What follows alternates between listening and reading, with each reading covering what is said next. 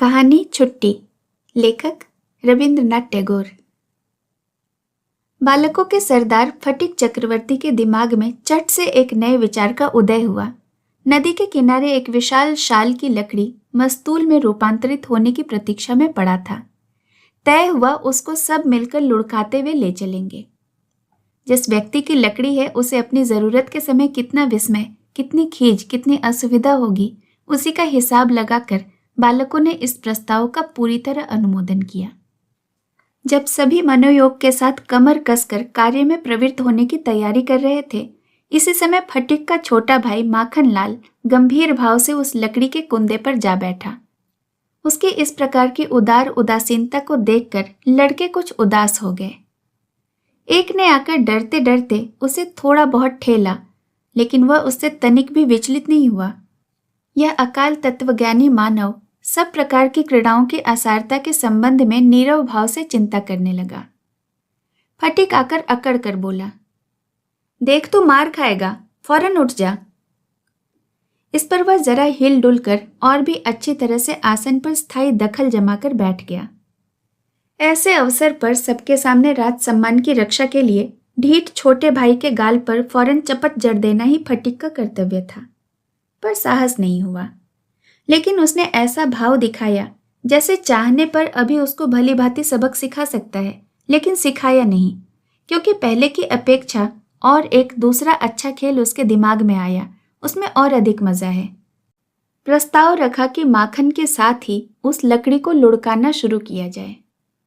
माखन ने सोचा कि इसमें उसका गौरव है, किंतु अन्यान पार्थिव गौरवों की तरह ही इससे जुड़ी विपदाओं की संभावनाएं हैं, यह उसके या दूसरों के दिमाग में नहीं आई। लड़कों ने कमर कसकर ठेलना आरंभ किया। मारो ठेला, शाबाश। कुंदे के एक घेरा घूमते न घूमते माखन अपने गांभीर्य, गौरव और तत्व ज्ञान के साथ धराशाही हो गया। खेल के शुरू में ही इस प्रकार के आशातीत फल प्राप्ति से दूसरे बालक विशेष रूप से प्रसन्न हुए, लेकिन फटिक कुछ घबराया। माखन उसी क्षण भूमि शैया छोड़कर फटिक के ऊपर टूट पड़ा और उसे अंधाधुंध पीटने लगा। उसके नाक मुंह खसोट कर रोता हुआ छोड़कर घर की ओर चल दिया। खेल बीच में रुक गया। फटिक कुछ कास उखाड़कर जल में एक अधडूबी नाव की गहली के ऊपर चढ़कर बैठ गया और चुपचाप कास की जड़ें चबाने लगा। इसी समय एक बाहरी नाव घाट पर आकर लगी। एक अधेड़ उम्र के सज्जन बाहर निकले। उनकी मूछें काली थी और बाल पके थे। उन्होंने बालक से पूछा, चक्रवर्ती का घर कहाँ है? बालक डंठल चबाते चबाते बोला, वो उधर। किंतु उसका संकेत किस ओर था यह समझना किसी के लिए भी आसान नहीं था। सज्जन ने फिर पूछा, किधर? मालूम नहीं, कहकर वह पहले की तरह तिनके से रस ग्रहण में प्रवृत्त रहा। तब वे सज्जन दूसरे व्यक्ति की सहायता से चक्रवर्ती के घर की खोज में चले।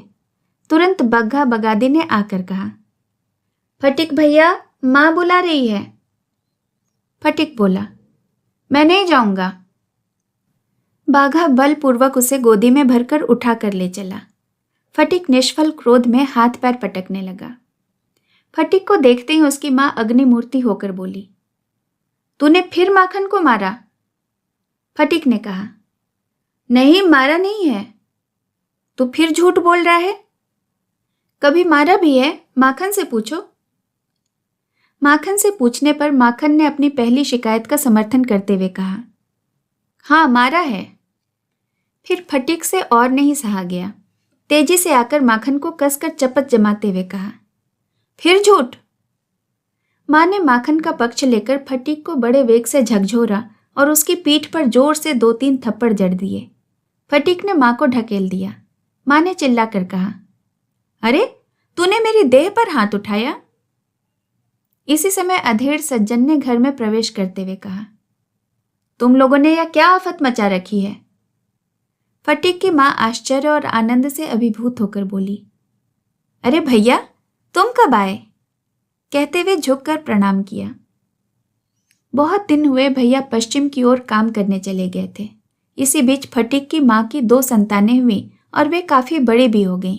उसके पति की मृत्यु हुई, लेकिन इस बीच एक बार भी भैया से मिलना नहीं हुआ। आज बहुत दिनों के बाद घर लौटकर विश्वंभर बाबू अपनी बहन से मिलने आए हैं। कुछ दिन बड़े आनंद में बीते। अंत में विदा के 1-2 दिन पूर्व विश्वंभर बाबू ने अपने बहन से बच्चों की पढ़ाई लिखाई एवं मानसिक विकास के विषय में पूछा। उत्तर में फटीक का कहना न मानना, उच्च श्रृंखलता, पढ़ने में अरुचि, माखन के शांत सुशील स्वभाव और विद्यानुराग का विवरण सुना।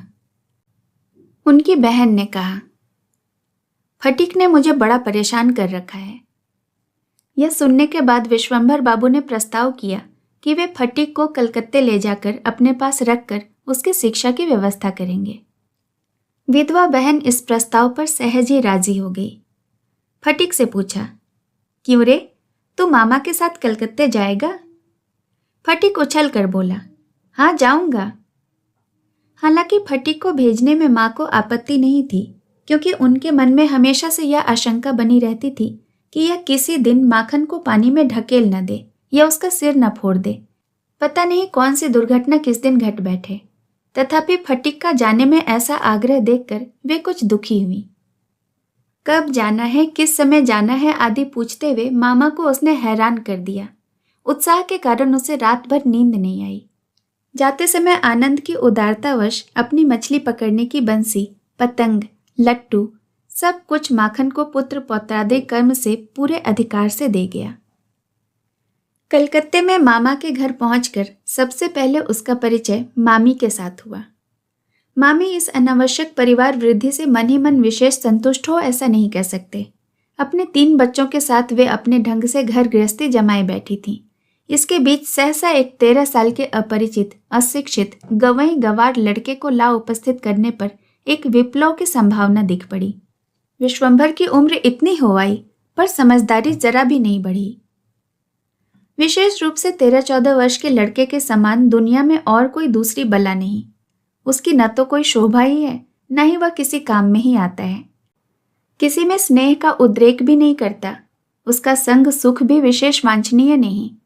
उसके मुख से बालकों से बचकानी बातें, नखरेबाजी, बड़े बूढ़ों जैसी बातें और मुंह खोलना ही वाचालता मानी जाती है। वस्त्रादि के परिमाण की रक्षा किए बिना अचानक ही वह अशोभन रूप से बढ़ उठता है।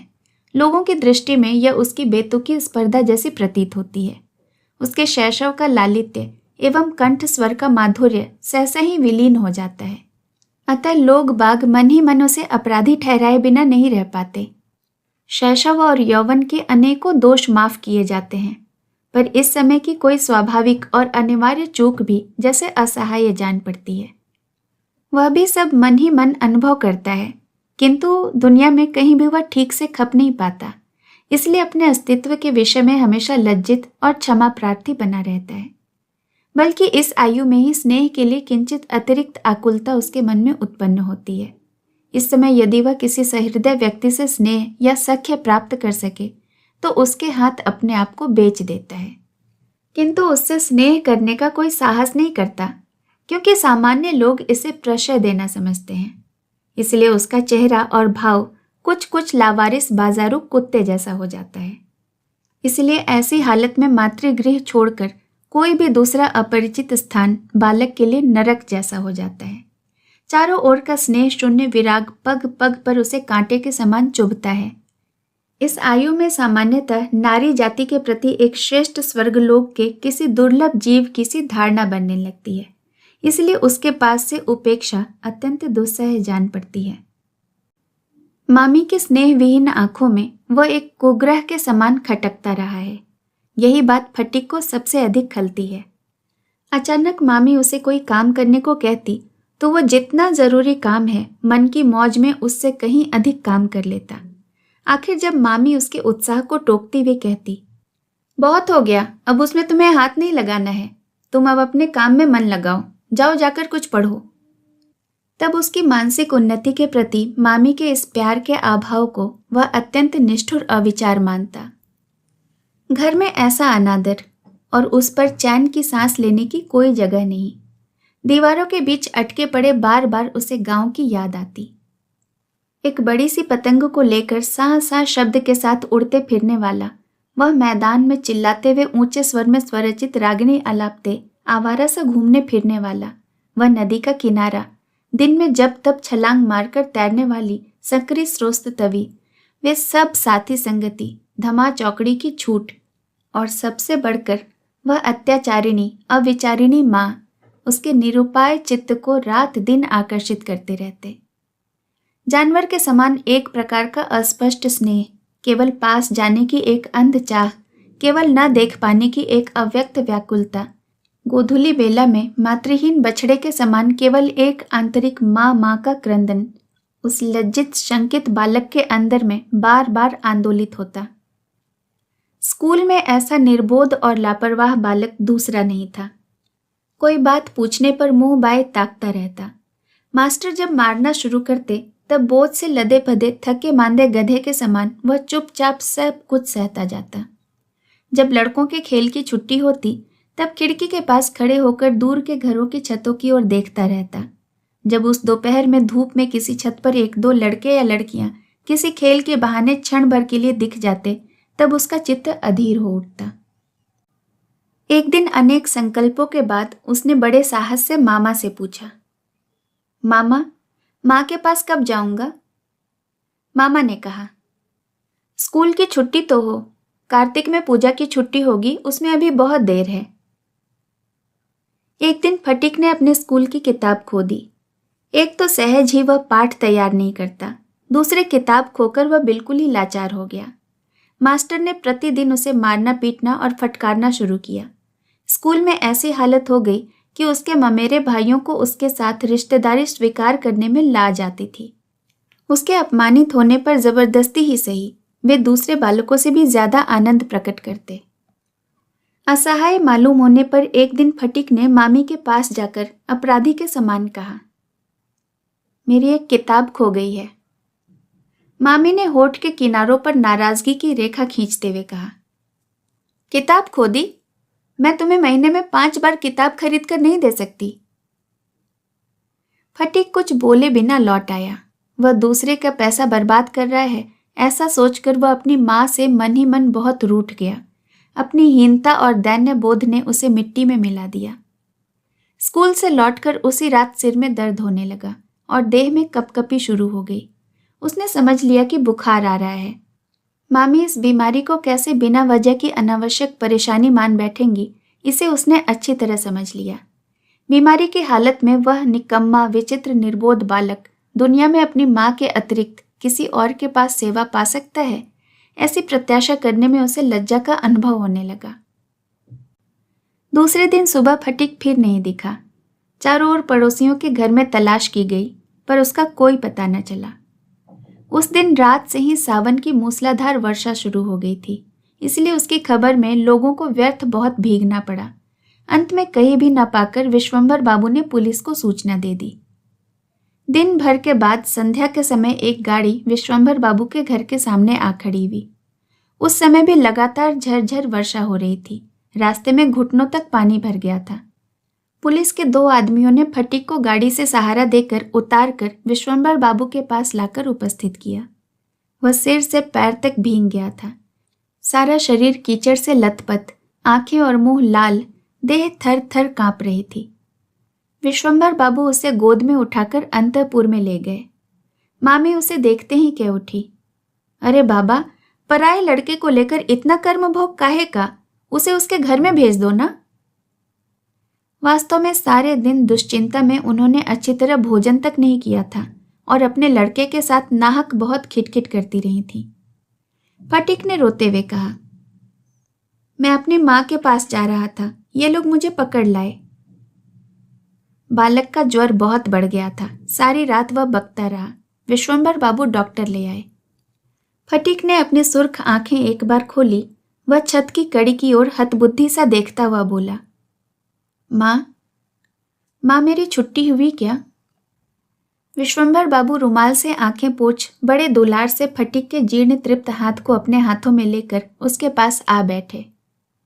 फटीक फिर अल्ल-बल्ल बकने लगा, माँ मुझे मत मार, मैं सच कह रहा हूं, मैंने कोई गलती नहीं की। दूसरे दिन दोपहर में कुछ देर के लिए सचेत हो फटीक ने जैसे किसी के आने की प्रत्याशा में घर के चारों ओर आंखें फाड़कर दृष्टि दौड़ाई, फिर निराश होकर दीवार की ओर मुंह करके करवट लेकर लेटा रहा। विश्वंभर बाबू उसके मन के भाव को ताड़कर उसके कान के पास मुंह झुकाकर मृदु स्वर में बोले, फटिक, मैंने तेरी माँ को लिवा लाने के लिए आदमी भेजा है। दूसरा दिन भी बीत गया। डॉक्टर ने चिंतित उदास मुंह से जता दिया कि हालत बहुत ही खराब है।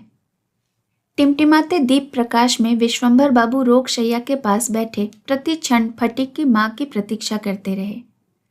फटिक खलासियों के सुर में कहने लगा, एक ब्याम नहीं मिलता, 2 ब्याम मिलता है। कलकत्ता आते समय उसे कुछ रास्ता स्टीमर से तय करना पड़ा था। खलासी लोग मोटा रस्सा फेंककर जिस सुर में पानी की गहराई नाप रहे थे, फटिक अंड बंड बकता हुआ उसी का अनुकरण करता हुआ कातर स्वर में जल नापता अथाह समुद्र में यात्रा कर रहा था। बालक रस्सी फेंक कहीं उसकी था नहीं पा रहा है। इतने में फटिक की माँ आंधी के वेग से कमरे में प्रवेश करते ही चिल्ला चिल्ला कर शोक मनाने लगी। फटिक, मेरे सोना, मेरे लाल। फटिक ने मानो अत्यंत सहज में उत्तर देते हुए कहा, हाँ, माँ। माँ ने फिर पुकारा, ओरे फटिक, मेरे बेटे। फटिक आहिस्ता आहिस्ता करवट ले बिना किसी को संबोधित किए मृदु स्वर में बोला, माँ, अब मेरी छुट्टी हुई है, अब मैं घर जा रहा हूँ माँ। इस कहानी को सुनने के लिए आपका बहुत बहुत धन्यवाद। जल्द मिलूंगी एक नई कहानी के साथ। नमस्कार।